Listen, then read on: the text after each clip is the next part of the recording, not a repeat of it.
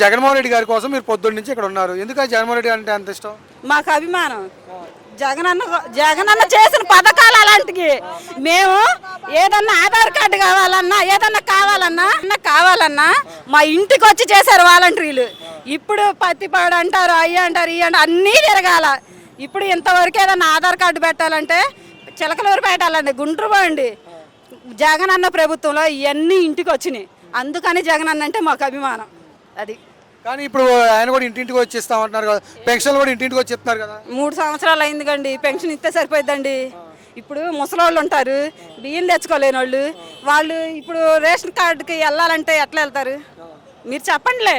అదే జగనన్న ప్రభుత్వంలో బండి ఇంటింటికి వచ్చి ముతకని కూడా చూడకుండా వాలంటీర్లతో సహా సర్వీస్ చేశారు. మహిళల భద్రత ఎలా ఉంది ఈ కూటమి ప్రభుత్వంలో? ఏం భద్రత? ఏదన్నా జగనన్న గురించి 2 ముక్కలు మాట్లాడితే రాలగొడతారు. అది జగనన్న పేరు ఎత్తితేనే మహిళలని కూడా చూడకుండా కొడతారు. పోలీస్ స్టేషన్కి పోతే పట్టించుకోరండి. నాకు జరిగింది అది, ఒకళ్ళ విషయం కాదు, నాకు జరిగింది ఈ కూటమి ప్రభుత్వం వచ్చినాక.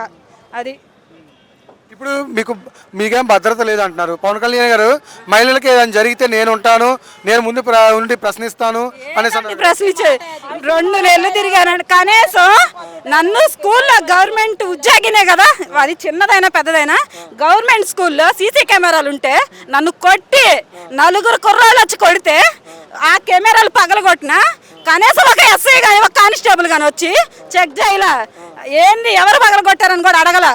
ఏది భద్రత మహిళకి? ఎక్కడుంది? స్టేషన్కి వెళ్ళి సార్ ఇటు జరిగింది సార్ అంటే ఎందుకమ్మా, ఎందుకు వచ్చిందమ్మా అని కేసు రాసి ఆడ పడేశారు.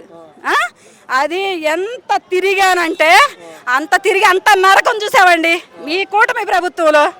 అది ఒక ఒంటరి మహిళకి, అసలు భర్త లేని మహిళని కూడా కాకుండా నన్ను ఎంత హింస పెట్టారో అంత హింస పెట్టారు. అది కానీ మీరేమో జగన్మోహన్ రెడ్డి గారి ప్రభుత్వం రావాలని మీరు అనుకుంటున్నారు, కానీ వాళ్ళే రానియమంటున్నారు కదా, వాళ్ళు మేము కలిసి ఉంటామంటున్నారు కదా. వచ్చిద్ది, మళ్ళీ వచ్చేది 100% జగనన్న ప్రభుత్వమే వచ్చేది. జగన్మోహన్ రెడ్డి గారి ప్రభుత్వం వస్తే ఎలా ఉండబోతుంది అంటారు? రపారపానే అభివృద్ధిలో అయినా దేంట్లోనైనా జగనన్న తర్వాతే. ఏకైక ఈ ఆంధ్రప్రదేశ్లో మగోడు ఎవడన్నా ఉన్నాడంటే జగన్మోహన్ రెడ్డి తర్వాతే. ఎవరు చేయలేరు. ఈ పథకాలైనా ఒకవేళ ఆయన ఫ్రీ బస్ ఇచ్చినా, 2 సిలిండర్లు ఇచ్చినా, ఈ చేసిన దేనికి చేశారు? 3 సంవత్సరాలు అవుతుంది. కనీసం ఒక్కళ్ళు వచ్చి ఒక గ్రామానికి వచ్చి ఏం అభివృద్ధి చెందిందమ్మా మా కూటమి ప్రభుత్వంలో అని అడిగిన ఎవరన్నా ఉండారా? ఏం చేశారు? 18 ఏళ్ళు ఇంతవరకు ఎవరికి రాలా. అమ్మఒడిలో 15 ఏళ్ళు జగన్ ఎందుకు వేసాడు అన్నారు. ఇవాళ అదే 15 ఏళ్ళు మీరు ఎందుకు వేయాలా? 13 ఏళ్ళు ఎందుకు వేశారు? 9 ఏళ్ళు ఎందుకు పడ్డాయి? 9 ఏళ్ళు పడ్డాయి, 13 ఏళ్ళు ఒకసారి పడ్డాయి, 6 వేలు ఒకసారి పడ్డాయి. అమ్మఒడి